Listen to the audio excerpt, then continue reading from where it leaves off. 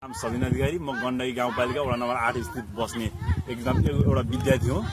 अहिले चाहिँ म चाहिँ गण्डकी गाउँपालिकाकै एउटा ठाउँमा चाहिँ आइपुगेको छु। यो चाहिँ भुम्लीचोकको एउटा यो भैरवी भन्ने मन्दिर माथि छ र यो चाहिँ खेलकुद मैदान हो। यसको लागि चाहिँ हाम्रो विद्यार्थी हामी साथीहरू मिलेर आएका छौँ। हाम्रो चाहिँ एसएलसी 71 ब्याचको साथीहरूमा कतिपय साथीहरू छुटपुट हुनुभएको र कतिपय साथीहरू हामी आएका छौँ। आज हामी चाहिँ नितान्त मनोरञ्जनको लागि चाहिँ यहाँ आएका छौँ।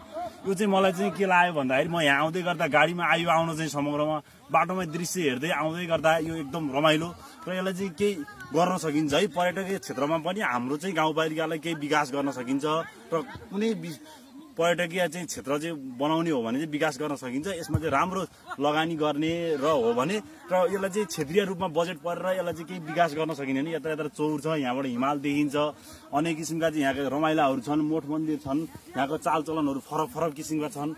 यो कस्तो छ भने नितान्त कस्तो छ भनेदेखि यहाँको तल्लो बेडमा चाहिँ बाहुनहरूको बस्ती, अलिक मैले त्यसरी जोडेँ बाहुनहरूको बस्ती र माथि आएपछि गुरुङ महर हुँदै विभिन्न जात जातिको पनि यसमा बस्ती रहेको छ।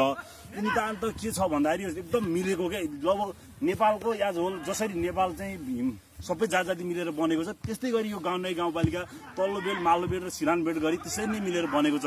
तपाईँहरू पनि सक्नुहुन्छ भने एक फेर गण्डकी गाउँपालिकामा चाहिँ भिजिट गरी यो भैरवीको चौर वा फुटबल खेल्न वा भलिबल खेल्न नितान्त के को हजुरहरूलाई मन लाग्छ त्यसको लागि चाहिँ आइदिनु हुनको लागि म विनम्र अनुरोध गर्दछु।